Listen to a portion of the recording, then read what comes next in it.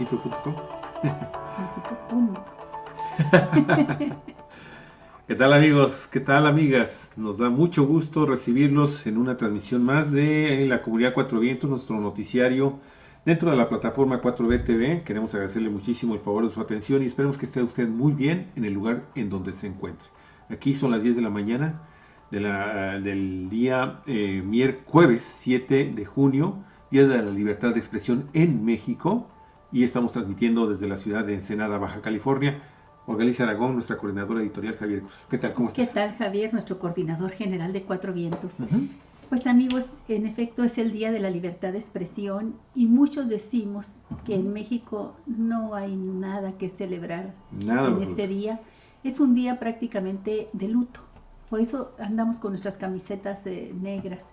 Es un día en que estamos recordando, hay cifras divergentes, a 116, son según algunas organizaciones, a 133 periodistas asesinados según la Comisión Nacional de Derechos Humanos, y es un día en que estamos recordando de manera muy especial a nuestra queridísima amiga periodista asesinada en Chihuahua, Miroslava Bresch Beldusea. Exigimos justicia para Miroslava Bresch Beldusea. No se mata la verdad matando periodistas. Es un día en que tenemos que subrayarlo. México aparece entre los países de mayor riesgo para ejercer esta profesión, el segundo en mayor riesgo, Javier. Así es.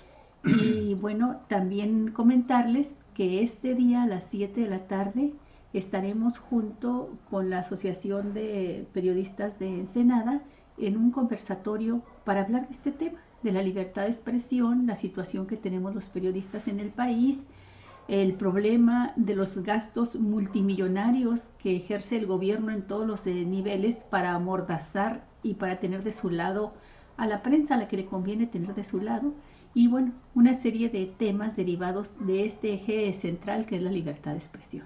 Sí, Olga, tenemos la verdad, la fortuna, vamos a decirlo así, de mantenernos como un medio de comunicación independiente, y bueno, la calificación que den ustedes a nuestro trabajo corresponde precisamente a ustedes.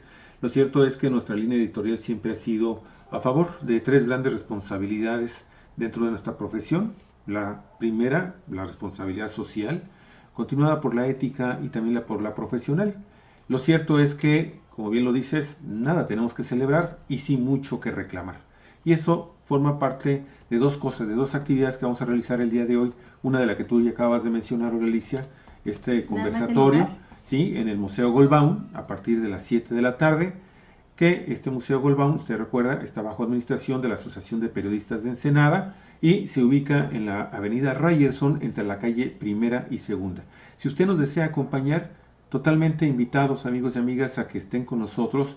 Es un conversatorio al que usted definitivamente puede ingresar de manera gratuita y pues es de lo que vamos a platicar, es precisamente de la situación que guardan el periodismo y los periodistas, que como nosotros ejercemos el periodismo como una de las profesiones más apasionantes y más comprometidas desde el punto de vista social, ¿sí? Que pueda estar realizando el género humano. Y eso esa va a ser la segunda actividad, porque alrededor de la 1:15 de la tarde de hoy mismo, 7 de junio, Día de la Libertad de Expresión en México, y ahorita le vamos a dar algunos datos para que conozca por qué hacemos énfasis en México, vamos a estar con los colegas, con los compañeros y los amigos de la plataforma El Huevazo. Con ellos vamos a tener también una mesa de análisis y debate sobre este tema, sobre este mismo tema, ¿sí? La libertad de expresión en México, lo dice. Bueno, y así como se va a transmitir la mesa de la charla con los amigos del Huevazo, pues también vamos a transmitir con nuestro compañero Iván Gutiérrez el conversatorio que tendremos con los compañeros también de la Asociación de Periodistas de Ensenada. Se va a transmitir en vivo. Y a propósito también recordar y agradecer profundamente la iniciativa que tuvo la maestra Tete Manríquez de mandar hacer una lona específica para este día, con esta consigna: no se mata la verdad matando periodistas, que es una consigna ya que nos identifica al gremio a nivel mundial, y que mandó hacer una lona, una manta, Javier, sí, que ya debe estar colocada ahorita, nos van a decir el punto exacto dónde está, y además la vamos a estar difundiendo a través de nuestro portal. Ya está, de hecho, en nuestras plataformas, en redes sociales, Facebook, Twitter, Instagram, en fin. Amigos, pero 7 de junio, Día de la Libertad de Expresión, hemos seleccionado 3 trabajos que para empezar nuestro programa, que tienen que ver, la primera, con el motivo, la historia de este Día de la Libertad de Expresión en México. El portal Universia menciona lo siguiente: la libertad de expresión contribuye a ejercer otros derechos y libertades fundamentales como la libertad de prensa, los derechos de reunión, de asociación, de petición y de participación política. Es un derecho humano básico, fundamental, prioritario, inherente y necesario para la naturaleza humana.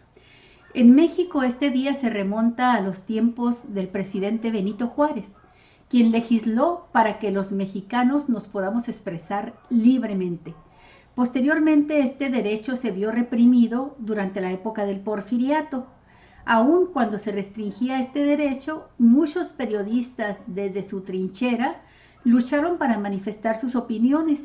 Tal es el caso de María Luisa Ros Landa, quien fue la primera reportera mexicana que se hizo periodista justamente en el periodo revolucionario, en medio de esa adversidad. Sí, porque fíjate que me gustó mucho el que hayan rescatado a esta periodista, a esta colega, sí, de ese periodo tan convulsionado del México Bravo, que porque ordinariamente cuando hablamos de los periodistas en la época revolucionaria, ponemos en primer lugar, y muy bien ganado también, obviamente, por cierto, a los hermanos Flores Magón. Así es.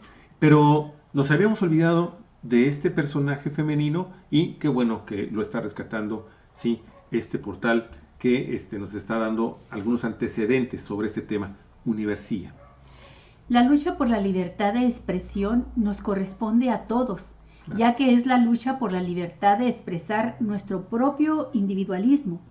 Respetar la libertad de los demás a decir cualquier cosa, por más ofensiva que la consideremos, es respetar nuestra propia libertad de palabra. La libre manifestación de las ideas está consagrada en nuestra Carta Magna en los artículos 6 y 7 por el gobierno del presidente Miguel Alemán Valdés, quien estableció el 7 de junio de 1951 como el Día de la Libertad de Expresión en México. Y hay que nada más separar el 6 y el 7, porque el 6 nos da la libertad específicamente a todos los mexicanos. Estos son derechos de todos los mexicanos. Los periodistas y los medios de comunicación asumimos la titularidad de este derecho, o vamos siendo así como la vanguardia, ¿sí? En la defensa, quienes lo ejercemos de manera profesional, ¿sí?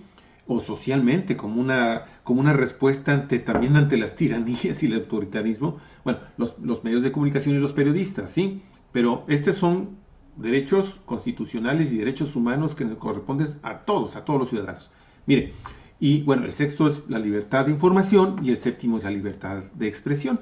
En 1976, el presidente Luis Echeverría añadió a esta celebración la entrega en ese día del Premio Nacional de Periodismo a los más destacados miembros de la prensa escrita y electrónica por sus trabajos desarrollados durante el año anterior y en los diversos géneros periodísticos.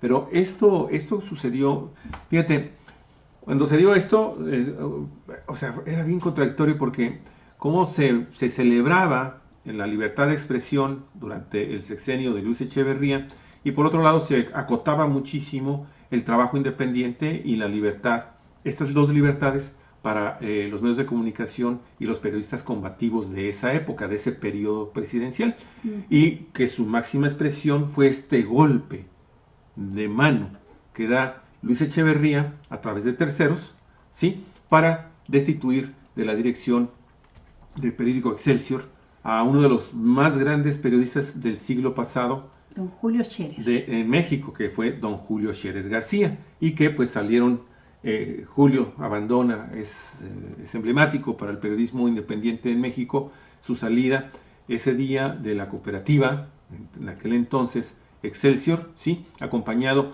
de un grupo de intelectuales, de colaboradores, que era de lo mejor que tenía nuestro país en ese momento. Así es. Pero Esto abrió finalmente la posibilidad de que muchos medios de comunicación y muchos otros periodistas comenzáramos a labrar nuestro camino por ese camino que estaba en ese momento escogiendo Julio Scherer García, después del garrotazo impositivo y autoritario de Luis Echeverría Álvarez. Pero bueno, hay otras historias y en realidad tenemos que decir que por qué se divide este tema de la libertad de expresión en México específicamente del resto de la conmemoración en todo el mundo. Entonces ya sabemos por qué se da en México en esta fecha en particular el Día de la Libertad de Expresión. Pero, ¿qué sucedió? ¿Cuál es el Día Internacional de la Libertad de Expresión a nivel mundial? Mire, en 1933 la Asamblea General de Naciones Unidas dio iniciativa a los miembros, a los países miembros de la UNESCO para que proclamaran el día 3 de mayo como el Día Mundial de la Libertad de Prensa, que ese es otro aspecto también que tiene una directa vinculación con nuestro país. En México el Día de la Libertad de Prensa, si no mal recuerdo, se celebra el día 3 de enero. Pero bueno, son cosas así que van pasando. Con la idea de fomentar la libertad de prensa en el mundo al reconocer que una prensa libre, pluralista e independiente es un componente esencial de toda sociedad democrática, y esta fecha recuerda la instauración en todo el planeta, amigos y amigas, de la declaración de Windhoek sobre la libertad del ejercicio de periodismo. Así es, efectivamente, Javier, el día 3 de mayo también se conmemora como Día Mundial de la Libertad de Prensa por la ONU, establecido por la Asamblea General de las Naciones Unidas en 1993. Bueno, sin prensa libre y segura no puede haber democracia. Este aspecto es fundamental porque a veces pensamos que esto de la libertad de expresión además es cosa de los periodistas, que defender la vida y el libre ejercicio de los periodistas en cuanto a su trabajo, pues es una cuestión de gremio. No, es una cuestión esencial de la sociedad, para el desarrollo de la democracia. Jennifer Clement, presidente de Internacional, Organización Internacional, se trata de una organización internacional de escritores dedicada a la promoción de la literatura y de la libertad de expresión, reconoció que México se encuentra entre los focos rojos de la institución a la que representa y enfatiza. En países como Turquía, por ejemplo, hay muchos periodistas en las cárceles, pero en México están en las tumbas. Mire, Jennifer Clement, que como bien lo dices, dirige esta organización a nivel internacional que se llama PEN International, ¿sí? En los últimos años, esta PEN International ha estado muy alerta de lo que sucede en nuestro país en materia de libertad de prensa y periodistas asesinados. Ella mencionó esto al periódico El País. Mire, en los últimos años, yo también fui presidente de PEN México y logramos cambiar una ley. Antes, el asesinato de un periodista era un delito estatal y gracias a nuestro trabajo y al de muchas organizaciones ya es un delito federal. Pero todavía no vemos ningún fruto en este cambio, porque el gobierno mexicano carece de voluntad. Repito, el gobierno mexicano carece de voluntad para tener este problema que es gravísimo, ¿no? Y obviamente la organización PEN International ahora espera que el futuro nos permita cambiar esta situación. Dice, sin prensa libre y segura no puede haber una democracia. Para PEN International, México es uno de estos focos rojos. Y se pregunta, que es algo que también nos estamos preguntando nosotros desde que arrancaron las campañas, ¿ha visto en los candidatos algún interés o propuesta concreta para revertir este problema? Ninguna. Tenemos más de 200 periodistas asesinados y 20 desaparecidos. No hay ningún caso resuelto. Mientras se mantenga la impunidad, los criminales seguirán recibiendo el mensaje de que no pasa nada. Desgraciadamente, no he visto a ningún candidato manifestarse al respecto. Si no funcionan las leyes ni el aparato de justicia, se debería empezar por ahí. Así es.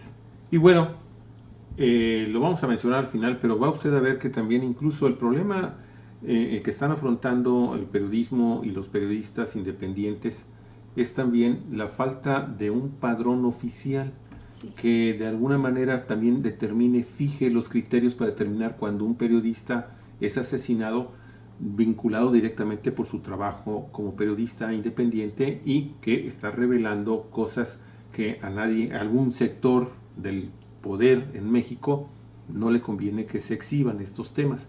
Pero un tercer trabajo, ¿sí?, que está publicando hoy el portal Aristegui Noticias, está muy interesante porque fíjese cómo están conmemorando el día de hoy varias organizaciones de defensoras de los derechos de los periodistas, esta fecha en particular del 7 de junio.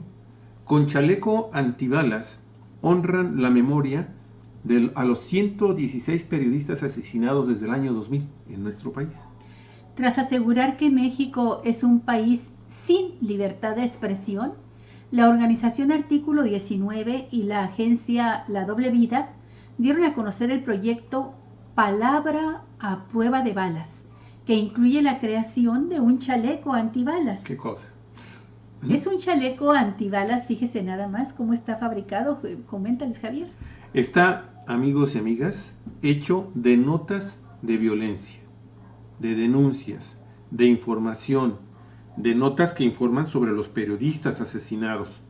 Involucramos, dicen los creadores de esta iniciativa, a varios especialistas en la elaboración de la pieza hasta verlo resistir, para honrar a aquellos que han sido asesinados por darnos información. Una protesta hecha de palabras que en el corazón lleva los nombres de los periodistas muertos.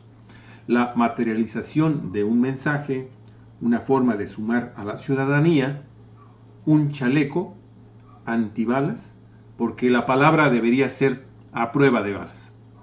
Y sí, en efecto, Javier, ayer estuve viendo noticias sobre este chaleco. Lo fabricaron con recortes periodísticos de las notas escritas por los periodistas que han sido asesinados. Y con estos recortes de reportajes, de notas de diverso tipo de género periodístico en el que denunciaron tantas injusticias y que les costó la vida a ellos, a estos periodistas, con eso lograron ir armando el chaleco antibalas, por supuesto también con otro material, de manera tal, Javier, que lo sometieron a pruebas y vieron que resistía el chaleco los balazos, ¿no? Entonces es una creación que no debiera de existir, pero por otra parte muy adecuada para definir con un objeto así lo que está sucediendo en el país. Y mire, Manuel Camacho, que es el presidente de la Agencia de Comunicación y Contenidos La Doble Vida, menciona lo siguiente: el diseño del chaleco, que es un chaleco blanco que en el centro tiene una mancha roja que hace un símil de la sangre, pero esa mancha está conformada por el nombre de los 116 periodistas asesinados hasta la fecha. Y justo porque el mismo contenido es poderoso, que creemos que la nota puede ayudar a viralizar y a volver y poner en el foco de la atención pública un problema donde al final estamos hablando del segundo país más peligroso en el mundo para ejercer el periodismo. De 116 periodistas muertos desde el año 2000, que en 2017 fueron muertos 12 periodistas, el mismo número que en Siria, que es un país en guerra.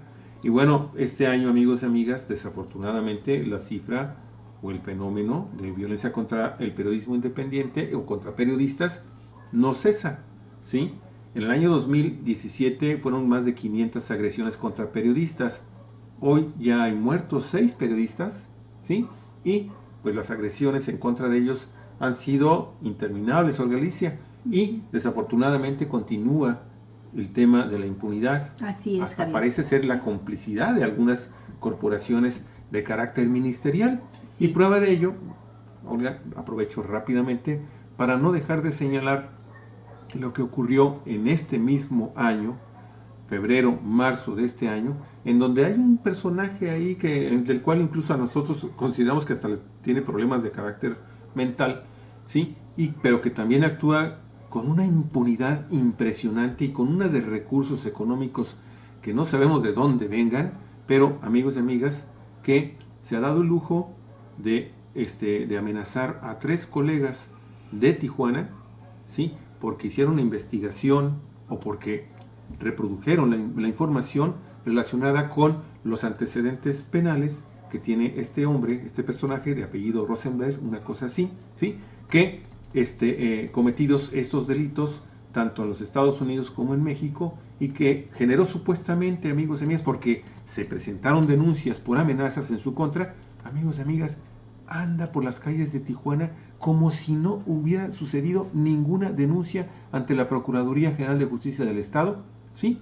Y sin importar incluso que este personaje amenace hasta el gobernador. Sí. Y no pasa nada. Así ¿Cómo es. ves? Bueno, y también hay que recordar que aquí en Baja California, pues tenemos un periodista asesinado, a Luciano Rivera, que lo mataron en playas de Rosarito, Javier, el pasado 31 de julio 2017. Así es. Podríamos hablar del tema de manera interminable, ¿no? Porque, bueno, nos llega muy de cerca, tenemos mucha información, pero los invitamos a estar pendiente de la transmisión que vamos a tener, Javier. Primero en el Huevazo. Primero en el Huevazo, al mediodía de hoy. Y aquí mismo en Cuatro Vientos. Y aquí mismo en Cuatro Vientos, por la noche, después de las 7 de la tarde, en este evento conjunto con la Asociación de Periodistas de Ensenada. Y bueno, el trabajo conjunto que hacemos con la plataforma El Huevazo, el programa en vivo también lo transmitimos en el mismo momento, 1:15, 1:30 de la tarde, amigos y amigas, aquí en nuestra plataforma Cuatro Vientos en Facebook, para que usted también, si quiere estar escuchándonos a través de nuestra plataforma Cuatro Vientos en Facebook, también esté al tanto de lo que vamos a estar platicando con los colegas Jipetotec y también Manuel, con Miguel Oreja. Bueno, Olga, nos seguimos con la buena nueva. Sí, por Vámonos, supuesto. ¿verdad? Por supuesto, Hay que vamos a cambiar un poquito de tema. Sí, es un día difícil, un día de luto para nosotros. Por eso tenemos que poner algo más agradable en este momento, ¿no? Pero esta es nuestra exigencia y nuestra denuncia, amigos y amigas. No se mata la verdad matando periodistas. Y lo mismo de nueva cuenta, exigimos justicia para Miroslava Bridge, para Javier Valdés amiga. Y para tantos y tantos colegas. Sabemos que son más de 110, 120 los que han sido asesinados en este país por ejercer su actividad como periodistas. 133, dice la Comisión Nacional de Derechos Humanos. Bueno, podremos crear elefantes con pelo rojo, pero nunca vamos a poder revivir al mamut, dice Svan Pavó, Premio Princesa de Asturias de Investigación Científica y Técnica. Mire, sí, este premio español que la verdad está generando cada vez más y más interés en la comunidad mundial, porque se están dando realmente a personajes que sí se merecen estos premios. Sí. Mira, Nuño Domínguez del periódico El País escribió lo siguiente: Svante Pavo tenía 13 años cuando su madre le llevó a Egipto por primera vez. Quedó tan impresionado que memorizó los jeroglíficos, aprendió la historia y trabajó 2 veranos seguidos clasificando trozos de cerámica en el Museo Mediterráneo de Estocolmo, que pudiera haberse convertido en su destino final, tal y como cuenta él mismo en su libro El hombre de Nerdental. Pero el segundo año se dio cuenta de que los egiptólogos hacían las mismas cosas que él, primero antes que él. Iban a comer a la misma hora, hablaban de los mismos enigmas académicos y se obsesionaban con los mismos temas. La egiptología avanzaba demasiado despacio para mi gusto, ¿recuerda Pavó? Desde entonces su carrera ha sido meteórica. Así es, imagínese. Sí. Pues este investigador noruego, danés, Pavo, decidió estudiar medicina en la Universidad de Uppsala y se especializó en investigación. Fíjese, en el año de 1985 fue portada de la revista Naturaleza, que es el podio mundial de la ciencia, cuando aún estaba estudiando doctorado en su primer análisis de ADN de una momia egipcia. Por ahí entraba. En las 3 décadas siguientes, Pavo extrajo el ADN de antiguos mensajes que ponían a nuestra especie en su humilde sitio. Ha demostrado, por ejemplo, que humanos y neandertales son primos evolutivos. Fuimos primos. Tan parecidos que cuando se encontraron en Europa, fíjese lo que platicábamos ayer, y él lo afirma categórico, se cruzaron y tuvieron hijos fértiles, de modo que hasta un 4% de nuestro ADN es neandertal. Fíjate, ahí sí le ganamos a Iván Castillo. Sí. Somos una misma especie, sapiens y neandertales. También desveló que hubo un tercer grupo humano con el que se, fíjate, humano, ahí está, con el que se cruzaron las otras dos especies. Y en este triángulo sexual, ¿qué cosa? Triángulo sexual, se suman otros homínidos cuya especie aún se desconoce, pero cuya marca genética persiste en la actualidad en algunas poblaciones. Por ejemplo, el director del Instituto Max Planck de Antropología Evolutiva de Leipzig, en Alemania, Pavo, ¿sí?, acaba de recibir el premio Princesa de Asturias en investigación científica y técnica por los descubrimientos que obligan a reescribir la historia de nuestra especie. Le preguntan, ¿cree que se podrán revivir especies extintas? Y este científico respondió, es posible que se consiga incluir unas pocas variantes genéticas de especies extintas dentro del genoma de animales actuales. Por ejemplo, se puede crear un elefante con pelaje rojo muy parecido al de los mamuts, pero es imposible reconstruir por completo un organismo extinto porque aún no conocemos cómo estaba organizado en detalle su genoma. Respecto a los neandertales, no debe intentarse nunca, pues habría que modificar las células germinales, algo que solo debería permitirse para curar enfermedades muy graves. La ética pone un límite, ¿no?, al desarrollo de la ciencia. Sí, Olga, a mí siempre que... Ayer trataba yo de acordarme quién era el científico que había precisamente demostrado genéticamente que neandertales y sapiens sí se habían cruzado y que sí habían tenido descendencia, pues ese es Svante Pääbo. Pavo. La verdad, qué cosa, y gana este premio merecidísimo, amigos y amigas, merecidísimo, porque la verdad, Svante ha creado toda una revolución de cómo concebimos nosotros, cómo nos concebimos como especie. Así es. Y ser quizás, como dice, ser más humildes respecto a nuestros orígenes y con nuestra relación con todo el entorno ambiental y todo el medio ambiente, amigos y amigas, que nos rodean en este planeta. Bueno. Muy bien, pues a saludar a nuestros amigos, Javier. Sí, amigos, vamos a escuchar un poquitito de música, continuamos porque sabe que también escuchando un poco de música descansa el espíritu. Vamos a escuchar.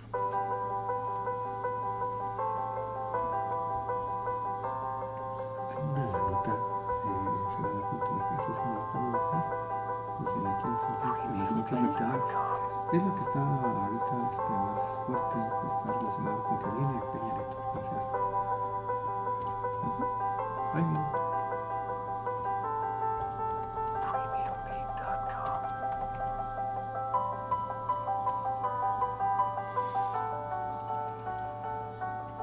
Bueno, amigos, pues continuamos nuestro programa.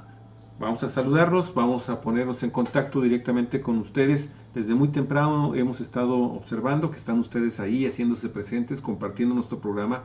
Les pedimos también que se sumen, que hagan, se incorporen, que se suscriban a nuestro canal en YouTube Cuatro Vientos, porque reiteramos, ahí tenemos contenidos ya que creemos que puede de alguna forma satisfacer sus estándares de calidad informativa. Y bueno, pues el primero que se unió con nosotros fue el licenciado Osvaldo Medina. Osvaldo. Un abrazo, querido Osvaldo. Fíjate, Emma, Osvaldo, para platicar. Nosotros tenemos muchas ideas que proponerte. Santos Venegas, San Quintín, ¿qué tal esa nota de las almejas que está? No pensábamos que fuera a dar. Ayer comentamos esta nota, Olga, de las almejas. Le hemos agregado unos datos que le dan una sustancia muy interesante. A ver si nos da tiempo de poder ampliar con estos datos adicionales. Pero San Quintín está haciendo todo un Claro, es una zona productora de cultivo de almeja, tremenda, Javier, con una fuerza que no sé por qué cuando hablamos de San Quintín nada más nos referimos a la horticultura, pero la verdad es que la acuacultura, el cultivo de la almeja es prioritario también en San Quintín. Lo que se está cultivando en la Bahía Falsa, Alicia, es el ostión japonés. El ostión japonés. Pero hay bancos muy importantes de almeja, de esta almeja pismo, ¿sí? Y el problema es que está siendo sobreexplotada porque hay pescadores muy bribones que de seguro tienen contactos con funcionarios, con agentes de policía y que les permiten hacer lo que les viene en gana. Y bueno, precisamente la nota, ayer la damos nada más como un hecho aislado. No, amigos y amigas, existe ahí un tráfico, nos dimos cuenta, y por eso la hemos clasificado así, incontrolable, sí, fuera de control, la pesca ilegal, amigos y amigas, de almeja pismo en San Quintín, sin duda, con la complicidad de ahí de autoridades, a los 3 niveles. David Álvarez, muchas gracias por estar con nosotros, te mandamos un afectuoso saludo. Rafael Calderón, qué gusto, Rafael, nos da mucho gusto también estar contigo, saber que estás aquí con nosotros. Boni Hernández, Boni, siempre nos pone una manita ahí, un dedito. Luigi, ¿qué tal Luigi? Qué gusto saludarte. Ingeniero Alfonso Woman, ¿qué tal? Alfonso, en un rato más nos estamos viendo allá en el portal, ahí en su residencia, allá en la zona este de la ciudad. Buenos días y saludos. Claudia Vargas, Claudia, un abrazo, un beso, cuídate mucho, nos da mucho gusto saludarte. Carlos Maciel Ramírez, hola Carlos Maciel, también muchas gracias. Claudia dice, buenos días, bellos, espero que nos acompañen hoy a las 5 de la tarde, marcha contra la mordaza a la libertad de expresión. Claudia, qué bueno que nos estás dando esta información. Disculpa, no teníamos datos sobre esta marcha. Hoy 5 de la tarde, marcha contra la mordaza a la libertad de expresión.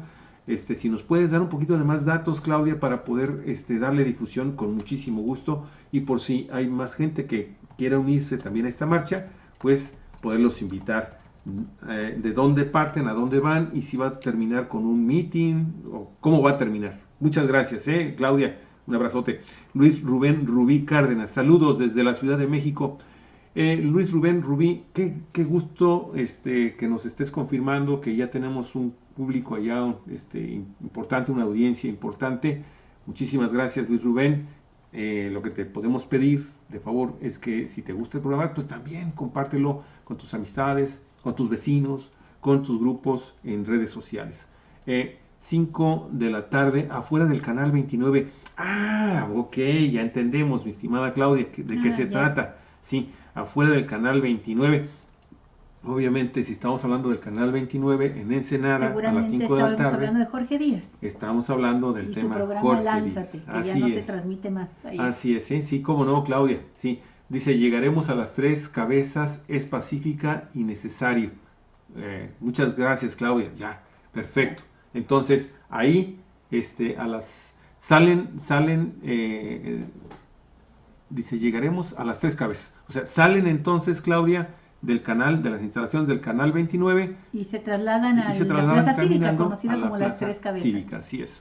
Bueno, muchas gracias. Héctor Polo, qué gusto, Héctor, saludarte. De veras me da muchísimo gusto. Te veo yo también en tus programas, en tus transmisiones, Héctor. Un abrazote, cuídate mucho. Ojalá tengamos dentro de poco la oportunidad también de platicar, ¿no? Hasta luego, mi estimado. Y aquí estamos, mi querido Héctor. Claudia Vargas, es solo un caso local, pero es un hecho mundial, dice Claudia, sobre el tema de Canal 29, caso Jorge Díaz. Bueno, Olga. Bueno, pues vamos a la información de cómo anda el mundo ahorita, el mundo México, el mundo de las elecciones. Y ya ahora los personajes que entran a la palestra, Javier, que levantan la voz, pues son los obispos. Habían participado antes los empresarios de manera así muy protagónica, pero hoy aparecen los obispos, los de Chiapas, y deploran la perversión del sistema político electoral y llaman al voto informado.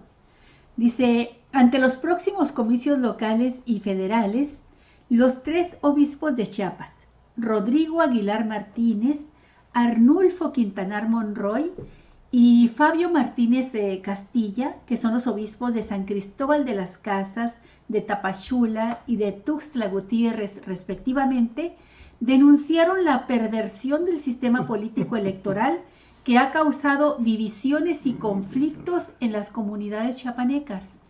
Mire, señalaron que en Chiapas permea en todos los ámbitos la corrupción de las autoridades locales, la compra de votos, la coacción por los programas sociales, la propaganda engañosa, las promesas falsas, la distribución de despensas y otras formas para condicionar al votante. Pero bueno, eso no nada más sucede en Chiapas, eso está sucediendo en todo el país. Pero bueno, ellos como obispos de esta entidad documentan estos casos, ¿no?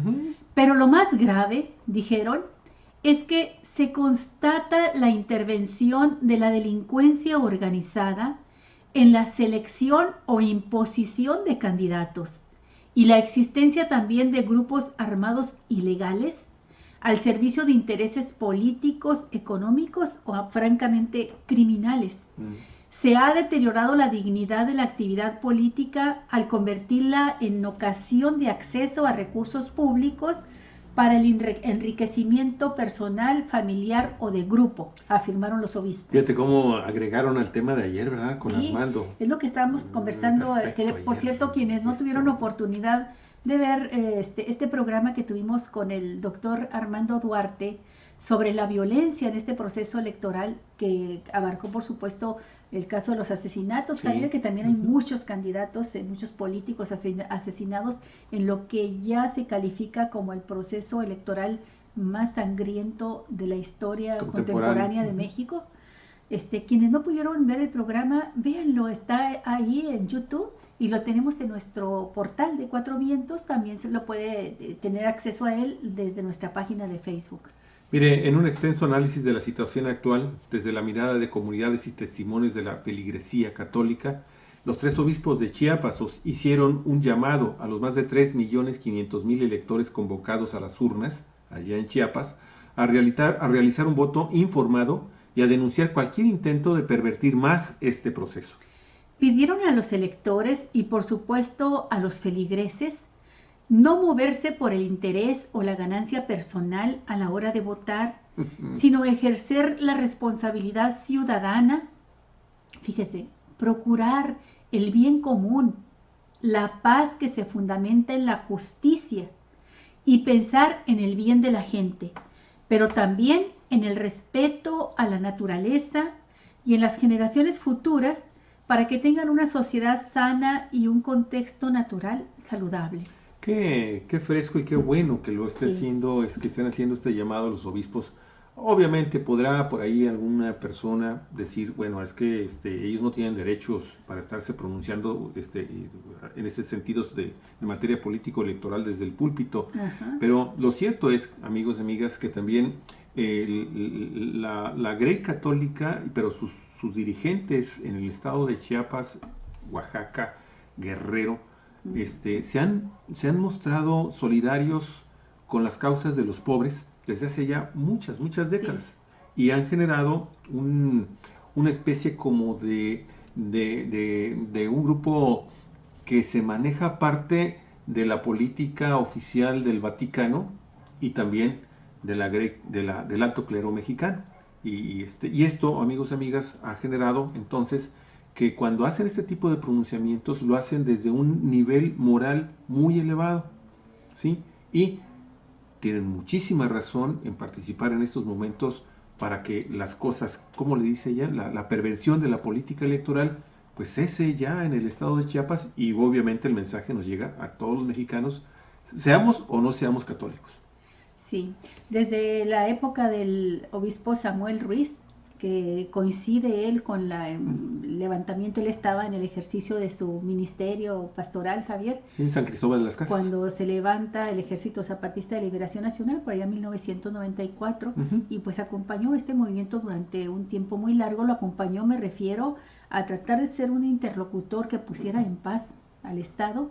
Y se hizo una campaña muy sucia también contra el obispo Samuel Ruiz, queriendo desprestigiarlo en el Vaticano, y él pudo hacer una defensa excelente de su trabajo pastoral y demostrar en el Vaticano ante el Papa de que estaba siguiendo a pie juntillas la misión que tienen encomendados los líderes de la Iglesia en su compromiso con la sociedad, en su compromiso de esta vertiente dentro de la Iglesia Católica que le llaman, Javier, la pastoral social de la iglesia de los pobres. Tiene un eslogan que se refiere precisamente a los pobres, ¿sí? De compromiso con los pobres. Ahorita no recuerdo el eslogan, a lo mejor ustedes lo recuerdan, una frase muy rotunda, muy bonita. Sí, tienes razón.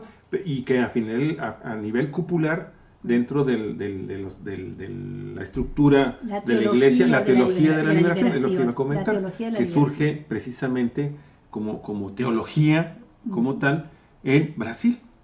Precisamente esta iglesia de los pobres que empieza a desarrollarse y se traslada al resto del continente americano, y que posteriormente, en donde se ejerce o donde existe la religión católica, pues ha tenido también en países pobres una enorme penetración, pues precisamente por sus apostolados a favor de la gente menos beneficiada por el desarrollo económico mundial. Ahora, en este pronunciamiento que hacen los obispos, Javier, yo lo que puedo ver es palabras muy cuidadosas, una posición muy firme, pero muy cuidadosos. No hacen la descalificación de candidatos, como fue el caso, por ejemplo, de los pronunciamientos que en su momento hicieron los empresarios, los magnates, dirigiendo una campaña en contra de la candidatura de López Obrador.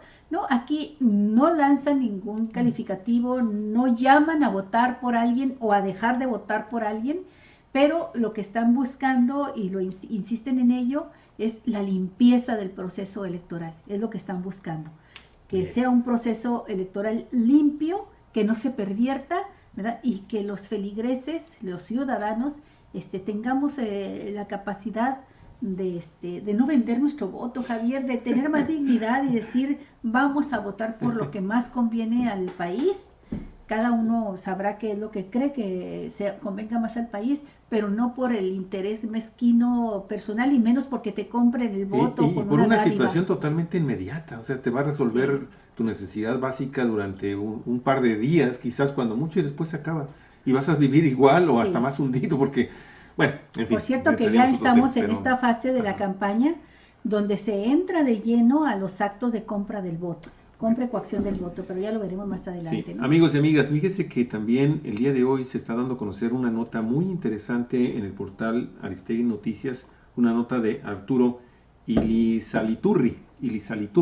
Fíjense que la Sala Superior del Tribunal Electoral del Poder Judicial de la Federación avaló las candidaturas de Miguel Ángel Mancera y Napoleón Gómez Urrutia al Senado por la vía plurinominal.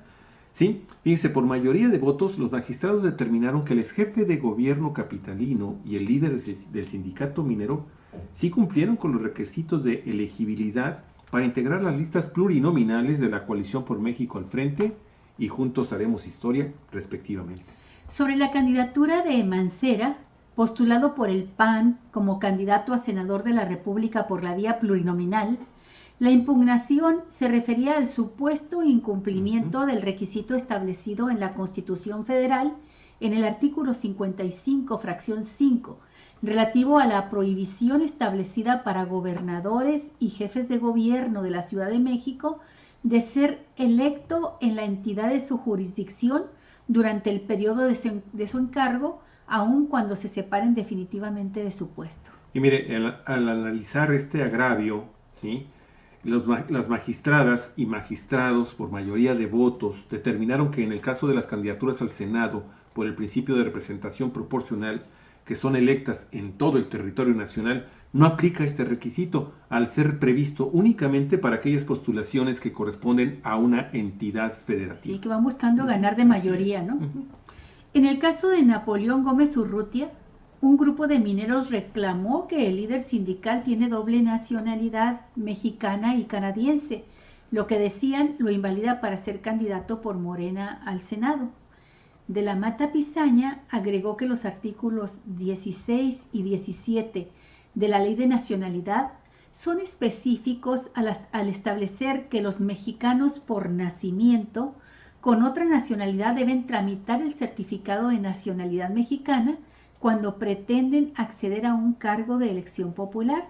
Dado que Gómez Urrutia renunció a su nacionalidad canadiense para poder tramitar su certificado de nacionalidad mexicana, cumple, por lo tanto, con los requisitos para ser candidato. Otra más que se le cae al candidato del Partido Revolución Institucional, a José Antonio Meade, amigos y amigas, ya lo recordamos, ¿no? Recordamos el caso de Nestora, y ahora, porque también se refirió a ella en términos realmente muy, muy censurables y calumniosos, y ahora, pues ya ven que, de hecho, fíjate que a raíz de esta resolución, hoy emitió muy temprano también Meade un comunicado diciendo, bueno, a final de cuentas, el que llegue al Senado,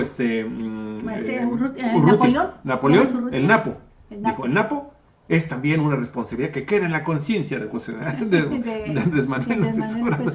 O sea que, de que agarran. Híjole, lo que pasa también es que ellos deberían tener sobre la conciencia el que tengamos ahí a gente como ¿quién te gusta? Por ejemplo, el líder petrolero, Javier. Rodrigo de Champs. Podemos citar. Todos los años que tuvimos ahí a la maestra Elvester Gordillo. Podemos citar cantidad de datos. Un montón de líderes renales, de corruptos, que ya nos tienen hasta el gorro, ¿no? Así es. Oye, pero fíjate, Samuel Hazard, ¿qué tal, Samuel? Nos da mucho gusto saludarte. Gracias por tus comentarios, muy amables. Igualmente te mandamos un afectuosísimo saludo. Un abrazo, Samuel. Dice Agustín Salgado para el periódico, para el portal Animal Político, si le dije a AMLO demagogo y populista, fue por la calentura electoral. ¿Quién crees que dijo esto? Manuel Espino. ¿Sí? No se vale, estás viendo. No, pues es que ya lo había dicho antes, ya lo había declarado antes. No, pero qué interesante, ¿eh? Qué interesante. En unos años, Manuel Espino cambió de forma radical sus dichos sobre Andrés Manuel López Obrador, e incluso hoy es su enlace entre organizaciones no gubernamentales. Manuel Espino fue dirigente del PAN, dirigente nacional del PAN, en las elecciones que llevaron a Fox a la presidencia, y también cuando estaba Calderón y Javier compitiendo. Y hay que decirlo, hace poco volvimos a retomar un libro que él escribió en el 2008, fíjese, a 2 años, a poco más de un año de que asumió el gobierno Calderón. Se llama Señal de Alerta.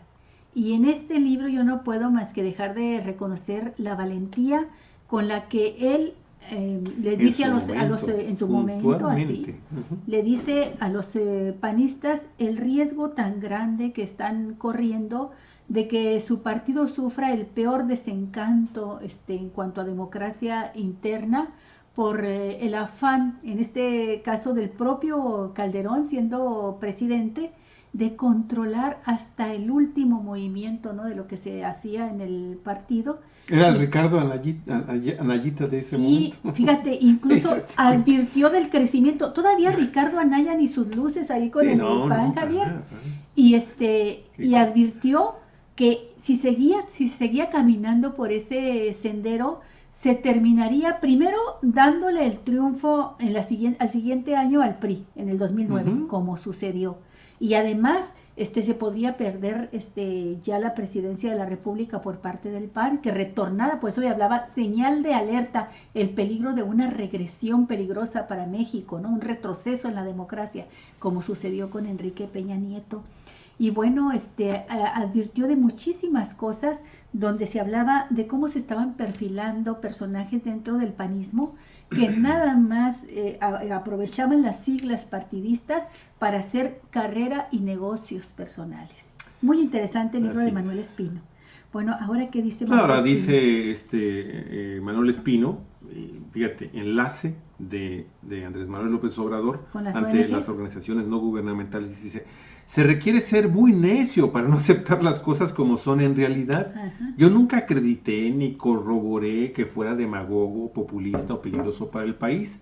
Fue la calentura propia de una contienda electoral, justificó Espino sobre su historial de ataques y su cambio de perspectiva hacia el ahora candidato de la coalición Juntos Haremos Historia. Todos tenemos que aprender de nuestra propia experiencia. Y con respecto a Andrés Manuel, yo aprendí que es una persona que merece tener la confianza de los ciudadanos. Es un hombre de un profundísimo compromiso con la sociedad y eso vale mucho. Fíjate que palabras más, palabras menos, fue lo que dijo Adela Micha en una entrevista reciente con María Rojo, que le estaba mirando yo. María Rojo, que es simpatizante de Andrés Manuel López Obrador. Y la entrevista a Adela Micha y le dice, y es Adela quien dice, yo siempre he dicho que nunca dudé ni dudo de la sinceridad de Andrés Manuel en su compromiso con la gente y con el país. Caray, ¿cómo han cambiado los tiempos, ¿no? Pues vamos a ver, amigos y amigas. Lo que es cierto es que de seguro usted en algún momento, porque fuimos decenas de miles, quizás cientos de miles de mexicanos quienes en las últimas 2 o 3 semanas hemos estado recibiendo, a nosotros nos pasó, ¿sí? Hemos estado recibiendo llamadas de personas que supuestamente nos quieren encuestar, ¿sí? Y que le hacen una sola pregunta y si usted contesta sí, de inmediato colgaban y ya estaba usted marcado si era usted partidario de Andrés Manuel López Obrador. ¿Con qué objetivo? Vaya usted a saber. Lo cierto es que esto ya trascendió a nivel nacional porque de repente sucedió en Baja California.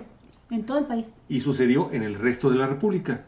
Lo cierto es que ahora el portal Sin Embargo, Ivonne Ojeda, Shaila Rosagel y Dulce Olvera dan a conocer una información que dice así: una campaña a gran escala contra Andrés Manuel López Obrador, candidato presidencial de la coalición Juntos Haremos Historia, fue lanzada esta semana, fue lanzada desde hace unas 3 semanas, por lo menos. Hace 3 semanas, amigos, amigas. Sí, a través de las llamadas telefónicas donde alertan sobre los riesgos de que el representante de la izquierda llegue a la presidencia de México. De acuerdo con Tatiana Cloutier, coordinadora de la campaña presidencial del político tabasqueño, la campaña sucia está enfocada a 2 objetivos: soltar basura contra López Obrador para ver si pueden cambiar la intención del voto y lograr que la gente diga todos son iguales y no voy y no voto. Pero la gente ya no les cree, dice Tatiana.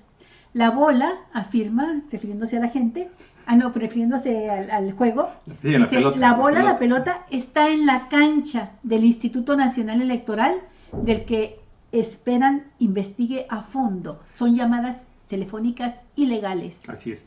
Y son decenas de miles, ¿eh?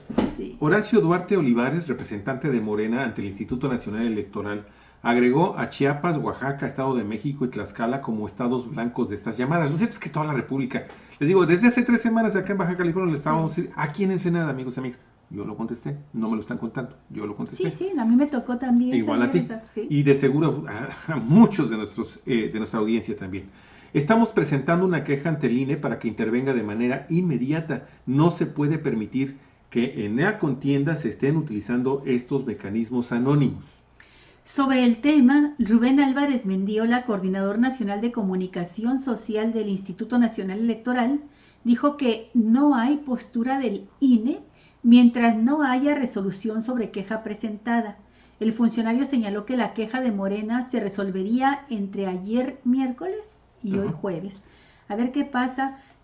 Seguramente le ha tocado a usted la llamada, vamos a platicar más sobre esto. Dice este equipo de periodistas de verificado.mx, dice, llamadas telefónicas contra candidatos, ¿son legales? ¿Las puedes denunciar? ¿Han llamado a tu casa o a tu celular con una supuesta encuesta que en realidad incluye ataques o noticias falsas en contra de algún candidato? En días recientes, en redes sociales y en diferentes medios, varios ciudadanos han denunciado que recibieron este tipo de llamadas.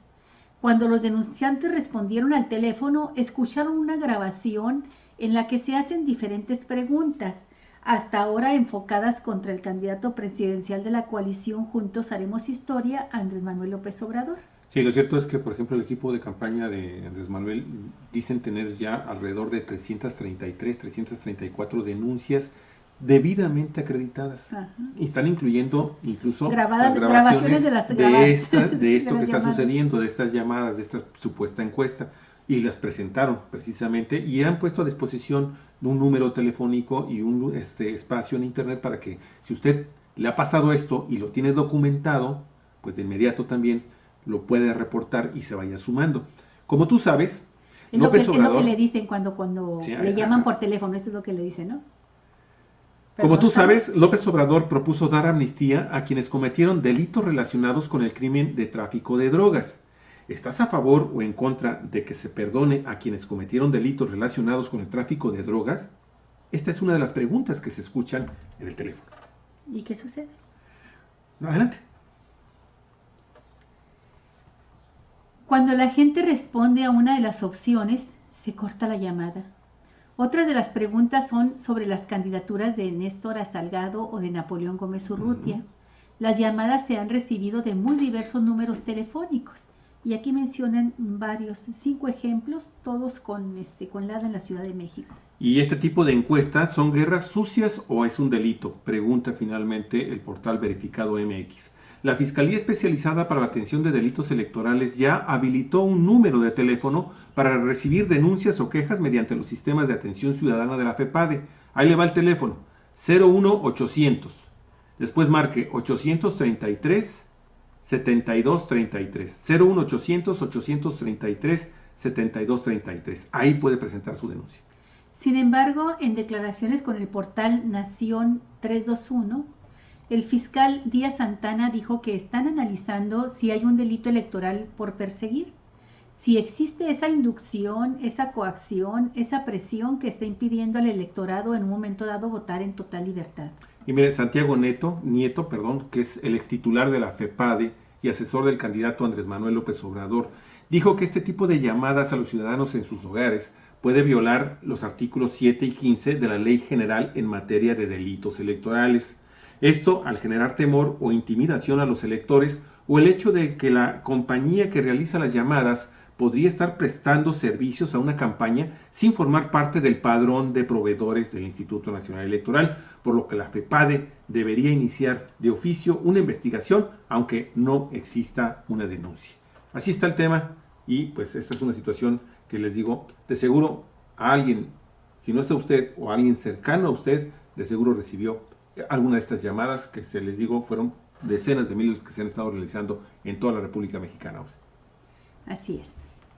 Bueno, ¿a dónde vas? ¿A dónde vamos? Son 57 minutos. Decide. No, pues me gustaría mucho que nos pusiéramos de acuerdo, entonces voy a poner un poco de música y continuamos con amigos y amigas. A ver, y le subimos al volumen porque si no nos escucha.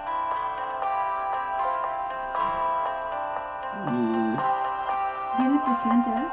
Viene el presidente, esa es una buena nota. ¿Cerramos con eso? Sí, viene el presidente, cerramos con eso, lo que tiene que ver con la desalinizadora, y de eso vamos a hablar. Okay.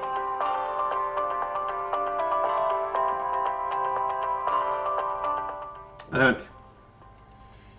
Bueno, en una información de ensenada.net, nos enteramos que este próximo lunes estará aquí Enrique Peña Nieto, el lunes 11 de junio, aquí en Ensenada.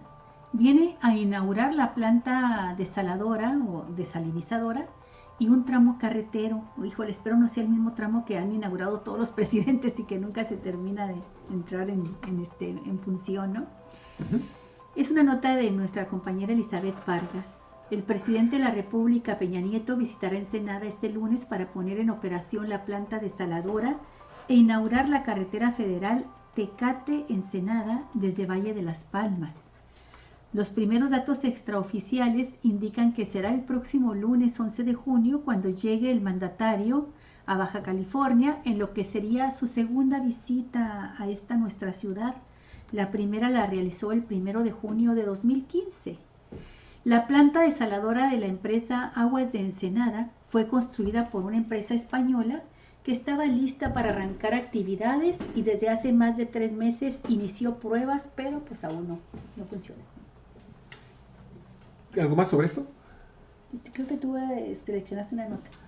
Amigos y amigas, lo que pasa con esta información es que todo nos hace sentir, prever que esto está dirigido también desde un punto de vista político-electoral, porque ya hemos visto muchas veces que se llega, como tú lo dices, Olga Alicia, llegan, inauguran una obra y el problema es que esa obra funciona nada más durante el momento que se hace la inauguración o unas horas o días después se termina con la instrucción porque continúan haciéndose labores hasta que eso ya está listo para funcionar.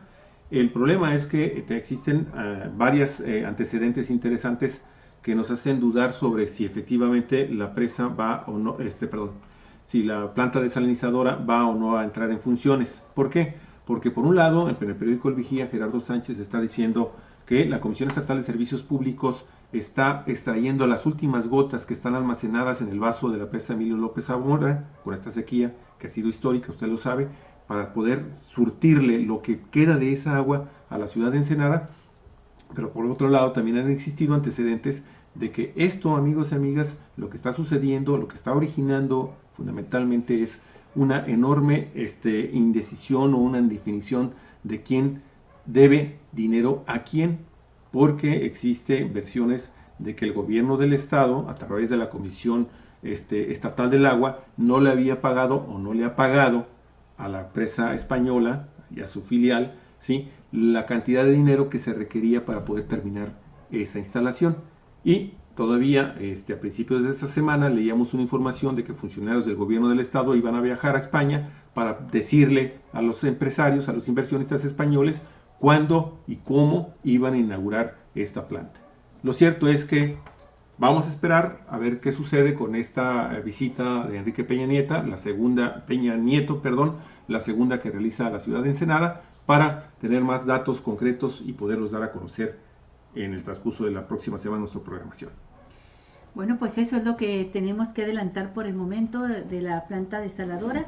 Seguramente ya la próxima semana, con la visita del presidente, se va a arrojar información más precisa. Así es. Bueno, pues muchísimas gracias a Herbel. Seguimos escuchándolos y haciendo tamales. Reciben un abrazote. Oh, esos tamales ya me traen vuelta loca. Ya los sueño, ya quiero. También Pati Ferro, muchas gracias por unirte con nosotros, al igual que a Nelev Raciú, que se unió al programa, nos manda un saludo. Nelev, muchísimas gracias, un abrazo también para ti, un saludo afectuoso. Tete Manríquez se unió también, buen día Tete, para ti, para tu gente, para la gente que te estima muchísimo. Ya sabes, Pati Ferro, ¿quién paga esas llamadas? A todos nos han llamado. Efectivamente, Pati. Esa es la pregunta, ¿no? Eso es lo que se tiene que investigar, Pati. Eso tiene un costo, por supuesto. Así es. Y no creo que sea tan difícil para el INE investigar con la telefónica cuál fue el contrato que se hizo, ¿no? Y dice, a casa, a tu celular, ya ni la hacen. Efectivamente, sí. Pati, son cosas que se tienen que investigar y se tienen que investigar así, se tienen que resolver así.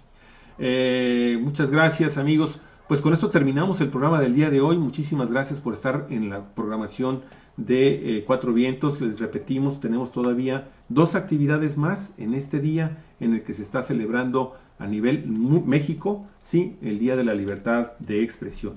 Hoy. Muy bonito día, amigos. Gracias por su atención. Compartan nuestro programa. Ayúdenos. Miren, y esta es nuestra posición. Queremos agradecerle muchísimo, amigos. Pásenla muy bien, que descanse y nos vamos con esto.